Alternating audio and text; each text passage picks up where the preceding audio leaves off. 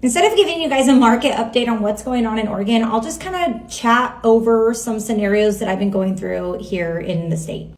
First off, I'm working with some buyers. These guys are looking for a specific property and they need the numbers to work because this is a property that is local to them, but it's not their first home and it needs to be somewhat of an investment so that their net at the end of the day needs to make sense. They have a large sum of money, so the interest rates don't quite affect them. And in some of these higher price points where they're paying all cash, the rates don't really have as much of an effect. It's just, do the numbers make sense? And after going through inspections, sometimes we have to terminate because we understand that paying for a roof, paying for new siding, paying for paint, paying for leaks in the floor, paying for the foundation, like these bigger items like don't make sense for their investment, so it doesn't work for them.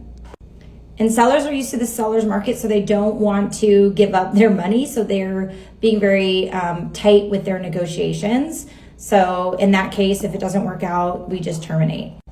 I'm also working with several sellers that are getting ready to sell, but their house isn't quite ready yet. So what this means is we're going and doing cosmetic fixes because in this market, days on market is much higher. We went from just weeks on market to now like 40 days on market is a normal thing in some of these price points here. So although inventory is still a little bit low, we need to make sure that the houses look so pristine so that buyers are ready to say yes and move in. So I'm talking things like paint, staging, any repairs that they know about that should be done, we're trying to do ahead of time. So anything that would alleviate a buyer from wanting to walk away after doing an inspection or alleviate them from wanting to put an offer in the first place. So we're doing tons of prep on the front end, which is not abnormal. I do that anyways, but a lot of the sellers now, I'd say 70% of the sellers that I'm working with now have to do a lot of work. So we're hiring contractors to get bids. We're working with some companies where you can pay up front and do the work. You can choose your contractors, pay your price, or we have payment plans or companies that can get paid at closing so sellers don't have to put cash on the line to get their home on the market because a lot of sellers don't really have the choice.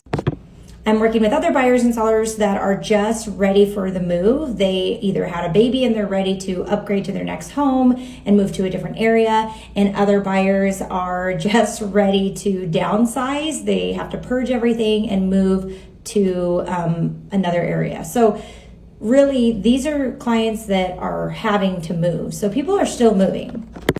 Interest rates are in between the 7 and 8. So I don't think they're going to go down anytime soon, but I really don't know. Nobody knows. And I'm not here to convince anyone that now is the perfect time or not the perfect time, but what I am here to say is that when you need to move, you need to move, and when you want to move, we can make it happen.